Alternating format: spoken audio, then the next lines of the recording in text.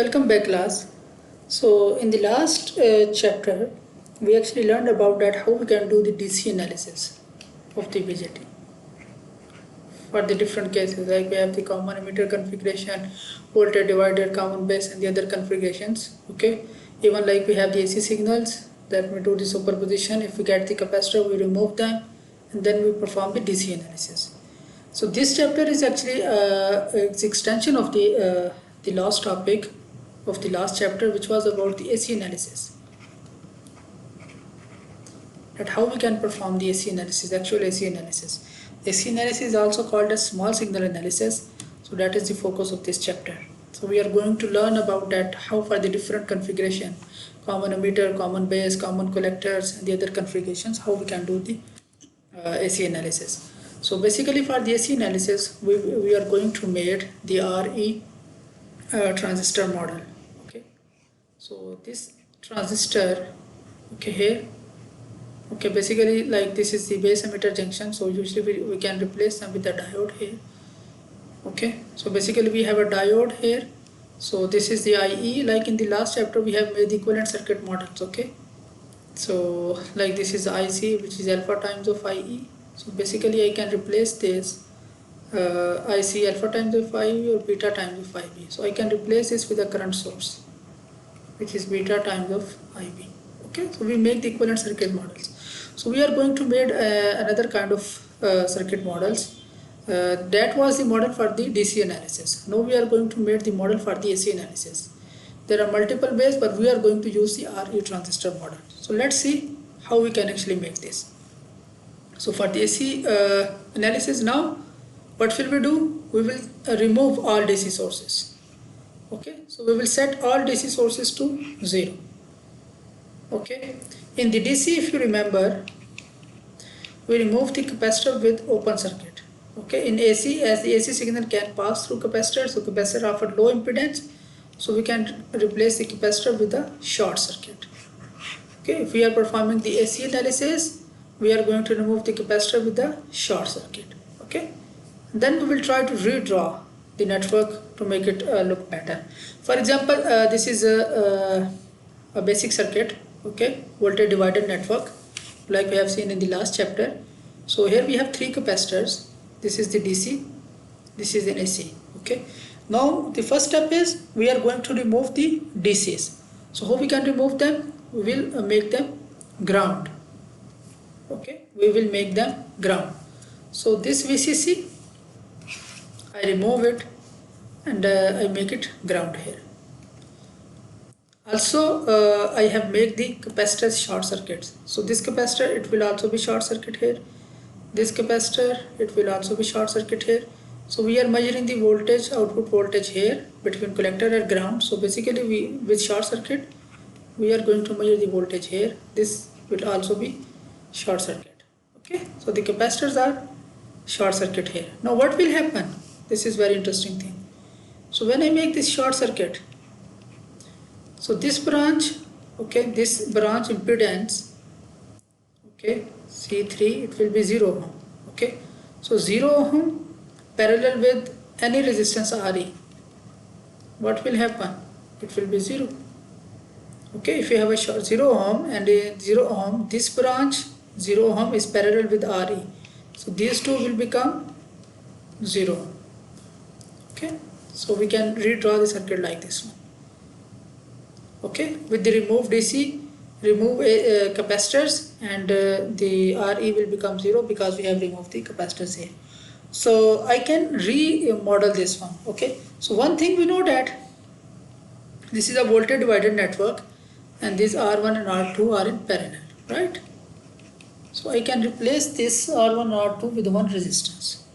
Okay, so if I try to draw the model here, okay, so see how I can draw this. Okay, let's say this is my line, this is my transistor, this is the collector line. Okay, so we have the collector line and this is our emitter point and this is our base point. So what is actually happening here? At the collector line, a resistance RC is connected, which is going to the ground. Okay, and I am measuring the output here. At the emitter point, so I straight going to the ground. At the base point, you have two resistors which are in parallel, so I can make them as one resistance, okay, R1 parallel with R2, okay. And then at this point I have the source resistance, and then I have my AC input signal here, okay. So this is the another form, the redrawn network, okay. But this redrawn network looks more nice, okay, and we are going to use this form from now on in the whole chapter. Okay, so this is the redrawn network. Now what we are going to do, we want to develop the equivalent RE model for this, okay. So how we can do that? Basically, if you look at this network, our next target is we are going to develop its equivalent circuit model. So this is basically the input and this is the output point. So if you look at this side, so that will be our input impedance. You look from this side, that will be our output impedance. Okay, now we are actually going to calculate that what are the input and the output impedance. Okay, so from this side, so basically inside here we have a system which is this transistor. So now we are going to calculate that how this system is operating. Okay, so for this case, the first thing is we know that this is a base emitter junction. Okay, and base emitter junction is nothing, just a diode. Okay, so this is my base point, this is my emitter point. So in between I have this one diode. Okay, so basically I can replace this diode with its resistance, the AC resistance or dynamic resistance. From the diode chapter, if you remember, we can calculate using this, okay, dynamic resistance or AC resistance of the diode. So VTN is usually 1, VT is 26 millivolt divided by the flowing current through the diodes. What is the flowing current here? IE. So basically we can replace this with the IE here. Okay, this is called the AC or dynamic resistance. So we want to calculate that what is the input impedance from this end. Okay, so input impedance, what is the Ohm law? V is equal to IR or R is equal to V over I, or impedance V over I, input voltage divided by the current. So if you do some simplification here, okay, so we can actually get that the input impedance looking at this end, that will be beta plus 1 times RE. Okay, or beta plus 1, for example beta is 100, so beta plus 1 is what? 101, which is almost 100. So beta plus 1 can be replaced with beta, so beta input impedance will be beta RE. Okay, and RE is this one. So we can replace this end with this impedance, okay, which is our input impedance from this end. And from the output impedance, so this is your IC. IC is what? Beta times of the IB. That's it. So that is the RE model of the transistor, our BJT model. Okay.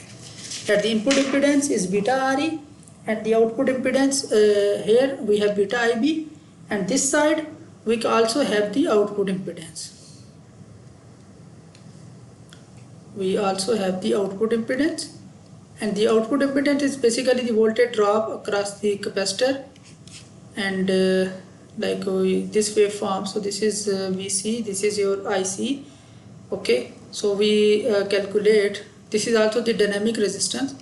So this is the change of the VCE, that how much change you are having here and how much change you are having in the current. Okay, so the ratio of these two, we can calculate the R0. So usually the output impedance is given, okay, for the case. So that would be our complete model, this one. RE is what? 26 millivolt over IE, and R0 is change of this, and this value is usually given. So this is called RE model of the transistor. Okay. So now by using this model, we can analyze any case. For example, let's say the first one, common emitter fixed bias configuration. So we want to perform the AC analysis. Okay, so here if you look here, you are supplying the input at the base and we are getting the output at the collector point. Okay, input is applied at the base and output we are getting at the collector point. So this is our input point, input impedance, this is our output point, this will be our output impedance. Okay, I can also so the first thing is, if I remove the DC, so this will become ground. Okay, and if I make the short circuit, so this will be gone and this will also become this one. Okay, so if I redraw this thing, it will look like this one. Okay, like this is my collector point, this is my emitter point. So emitter is going to ground, collector, here we have RC which is going to the ground. Okay, we have RC which is going to the ground side. Okay, coming to the base point we have this RB which is also connected to the ground because we have removed the ground. So this is your RB and then we have this input here. Okay, so that will be the redrawn model of this case. Next we can replace this model with the RE model. Okay, so if you replace this, so this will be the look of that one which I have just redrawn here. Okay, so that is our input side and this is our output side, output impedance. So now if you replace this with the RE model, okay, so what is the RE model?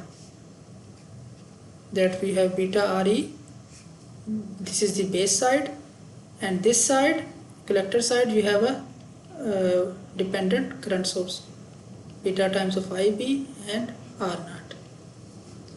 Okay, so I am going to place this thing here. Okay, so if I just place this thing here, so this is RB, so here basically you have RB and at this point here you have basically RC.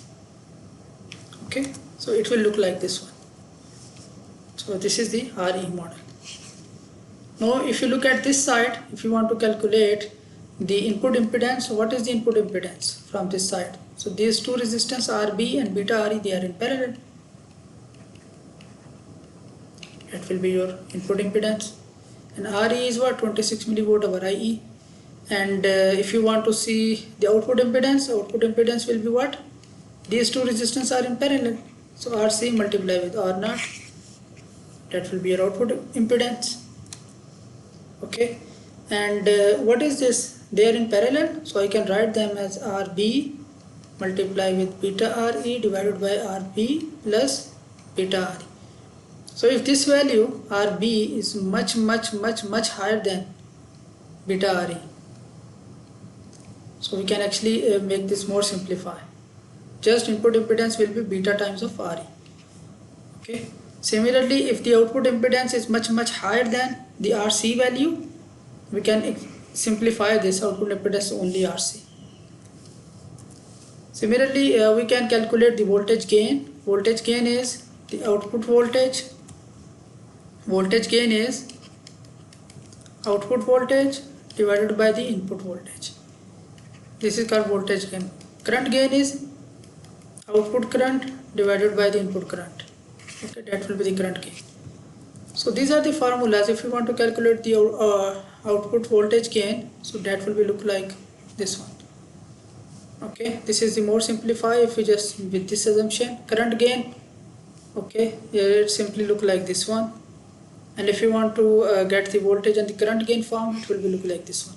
So there are complex derivations behind this, that how we are getting this one. So I am not going into the details of those. So important thing is this formula. Okay, the simplified formula if this value is very high, and this formula with this assumption and this formula. Okay, that's what you have to understand here. So one last thing. So if you see here, output voltage gain is what? Output over input. So output will be input times the voltage gain. Input times the voltage gain. What is the voltage gain? Minus RC R naught divided by RE. So if you just calculate, so that will be a constant. Okay. So this is minus VI times C. So this is basically just the amplification. Let's say C is 5. So you are getting -5 of Vi. For example, if this is your input, let's say 1 volt, this is your input, then your output is what? 5 times amplified, okay, but with a negative sign. So output will look like this one. This will be 5, that will be -5, okay. So due to this negative sign, we are actually having the phase shift of 180 degree here, okay. So usually in the amplifier, the output signal is 180 degree phase shift for the common emitter case, for the fixed bias configuration, okay. So there are a couple of examples regarding this. So we will solve this example in the live session. Okay. That is the end of this part of the lecture. Thank you very much for your time.